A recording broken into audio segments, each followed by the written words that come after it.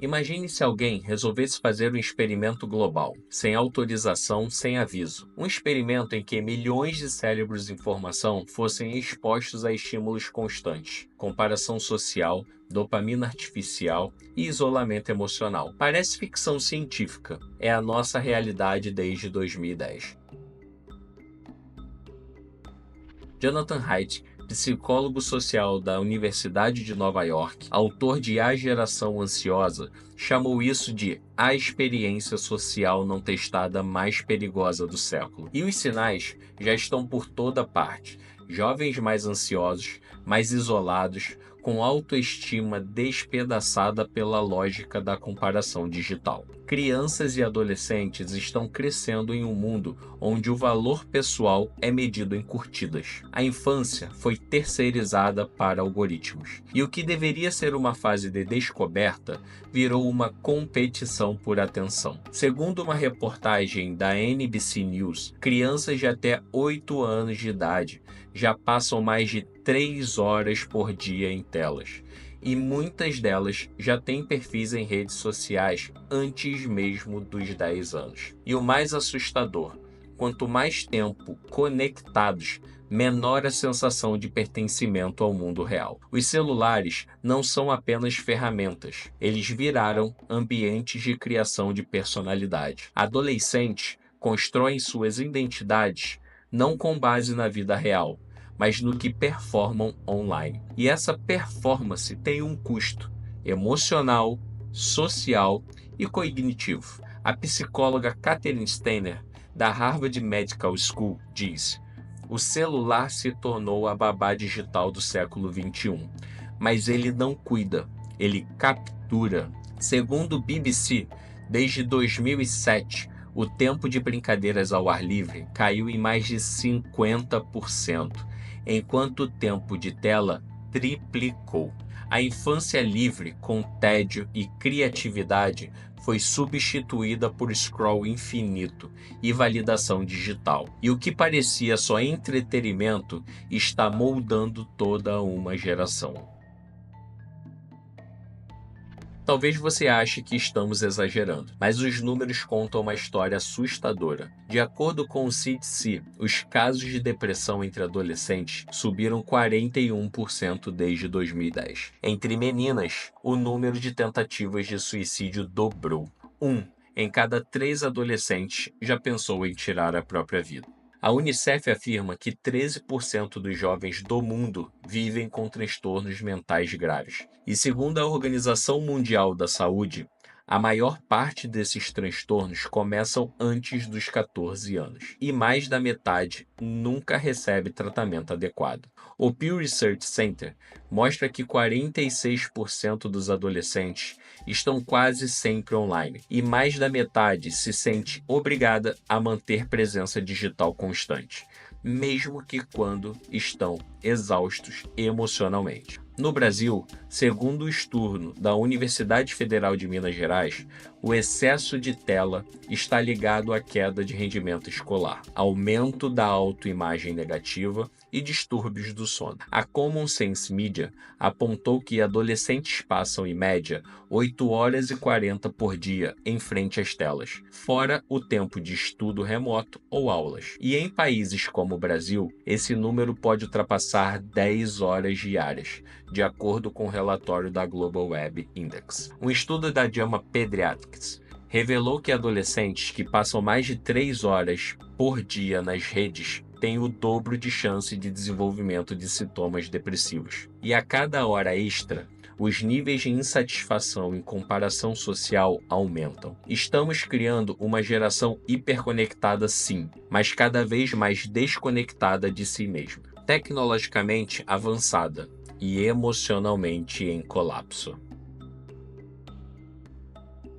O cérebro de um adolescente está em construção. Ele é mais plástico, mais sensível e mais vulnerável. Durante essa fase, o cérebro desenvolve um autocontrole, empatia, tomada de decisão e resistência emocional. Mas tudo exige tempo, contato humano, desconexão. Agora imagine esse cérebro mergulhado em um ambiente de recompensa imediata, validação externa e estímulo constante 24 horas por dia. Nada de silêncio, nada de pausa, nada de frustração. Segundo o neurocientista Andrew Huberman, o excesso de dopamina digital faz o cérebro perder a capacidade de se satisfazer com o simples. Isso significa que o jovem precisa de estímulos cada vez mais intensos e cada vez mais frequentes para sentir qualquer tipo de prazer. Um estudo da revista Nature Communications mostrou que o uso intenso de redes sociais antes dos 13 anos altera a estrutura física do cérebro, afetando as regiões ligadas à empatia e à regulação emocional. Essas áreas são cruciais para lidar com rejeição, frustração, ansiedade e autocontrole. A psicóloga Jean Twenge, autora do I, Ching, alerta: estamos ensinando os jovens a fugir de qualquer incômodo e a buscar consolo em um feed que nunca abraça de volta. Na prática, os adolescentes estão mais hiperestimulados e menos preparados emocionalmente do que qualquer geração anterior. O que parece birra, desatenção ou preguiça, na verdade é exaustão neurológica. Dados da American Physical Association mostram que adolescentes que passam mais de 3 horas por dia em redes sociais têm níveis mais altos de irritabilidade, confusão mental e transtornos do sono. O problema é que o cérebro se adapta ao caos, e quando ele tenta descansar, o silêncio vira agonia. É por isso que muitos jovens não conseguem mais ficar sozinhos com os próprios pensamentos. E se a gente não fizer nada agora, o que será de um adulto que nunca aprendeu a se frustrar? De um ser humano que só aprendeu a reagir, mas nunca a refletir? Eles acham que têm controle, mas não têm. As redes sociais foram desenhadas para parecer neutras, mas são verdadeiras máquinas de retenção comportamental.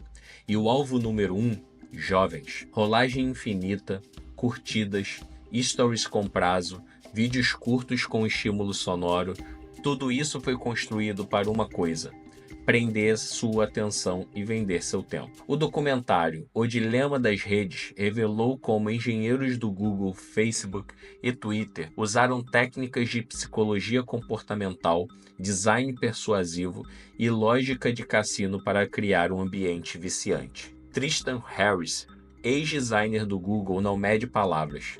Você não é o cliente, você é o produto. Seu tempo é vendido, seu comportamento analisado, sua emoção manipulada. A Harvard Kennedy School confirmou que o uso excessivo de notificações reduz o limiar de atenção e estimula a impulsividade. E segundo a APA, American Psychological Association, o uso diário de redes sociais está associado a menor capacidade de autorregulação emocional em adolescentes. Um ex-funcionário do TikTok, em entrevista ao Wall Street Journal, revelou que o algoritmo da plataforma é treinado para identificar sinais mínimos de fragilidade emocional e entender o conteúdo cada vez mais extremo para manter o usuário preso por mais tempo. Essa não é uma guerra por atenção, é uma guerra por dopamina, tempo e controle. E os adolescentes estão perdendo, sem nem perceber que estão lutando. Eles não estão viciados, eles foram treinados para reagir. E quanto mais acreditam que têm liberdade, mais estão presos dentro de um jogo que nunca foi deles. Mas não precisa ser assim, ainda dá tempo de mudar. E essa mudança começa com escolhas simples e corajosas. Jonathan Haidt propõe um plano direto e ele já está sendo testado em várias partes do mundo. Primeiro, proibir celulares nas escolas. A França baniu o uso de smartphones de até 15 anos dentro das salas de aula. Resultado: mais atenção, menos bullying digital e mais interação real entre alunos. A Itália e a China adotaram políticas semelhantes. Em uma escola pública em Bolonha, as notas subiram 20% após a retirada dos celulares. Segundo, adiar o acesso às redes sociais até os 16 anos. Estudos mostram que adolescentes que adiam o uso têm níveis significativamente menores de ansiedade e sintomas depressivos. Nos Estados Unidos, estados como Utah e Arkansas já aprovaram leis que restringem o uso de redes sociais por menores de idade. Terceiro, estabelecer horários offline em casa, momentos sagrados. jantares em família, tempo antes de dormir, fins de semana sem tela. Segundo o American Academy of Pediatrics, adolescentes que têm limites claros do uso digital dormem melhor, se concentram mais e têm menos conflitos familiares. Quarto, atividades presenciais reais, não digitais.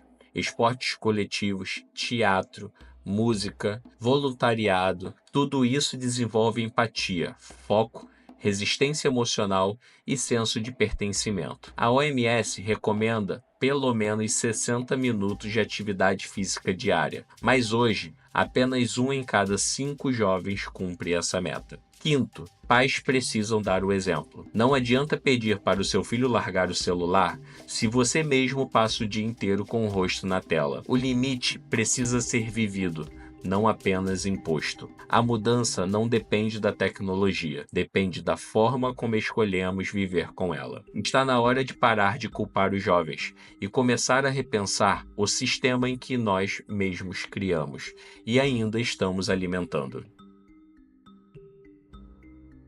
Esse problema não é dos jovens, é nosso. Nós criamos a tecnologia, nós terceirizamos a infância, nós normalizamos o excesso e agora estamos colhendo os efeitos colaterais do abandono digital. Pais esgotados, professores sobrecarregados, sistemas educacionais atrasados. Enquanto isso, empresas bilionárias lucram com a confusão emocional de uma geração inteira. A Meta, dona do Facebook e Instagram, faturou 134 bilhões de dólares em 2023. Grande parte desse valor veio da atenção de jovens. Segundo a Reuters, adolescentes brasileiros estão entre os que mais consomem redes sociais no mundo. Passam em média 4 horas e 36 minutos por dia nas plataformas. E o impacto emocional está estampado nos rostos. Crianças com insônia aos 10 anos, adolescentes que entram em crise porque não recebem curtidas, jovens que não sabem lidar com o silêncio,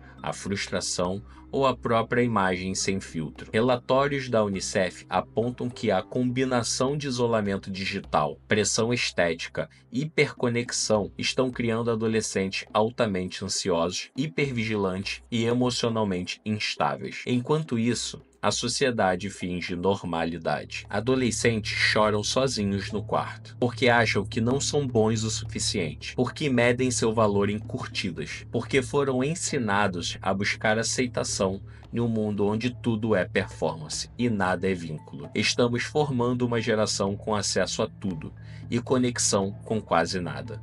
Uma geração com 5G na mão, mas vazia por dentro. E se nada mudar, o que vem depois pode ser muito pior. Se você tivesse crescido com menos ansiedade, mais tempo na rua, mais conversa de verdade, mais liberdade para errar, se entediar e descobrir quem você era, sem precisar de aprovação digital, você trocaria isso pelo mundo das notificações? Então por que a gente está roubando essa chance das crianças e adolescentes de hoje? A geração Z não está fraca, ela está sobrecarregada, desorientada, pressionada o tempo inteiro. E o pior, muitos nem sabem o motivo de estarem tristes. A responsabilidade não é só deles, é nossa, de quem construiu esse sistema, de quem entrega o celular e espera que a tecnologia eduque no nosso lugar. Mas ainda dá tempo, e essa mudança começa com pequenas escolhas: menos tela, mais presença,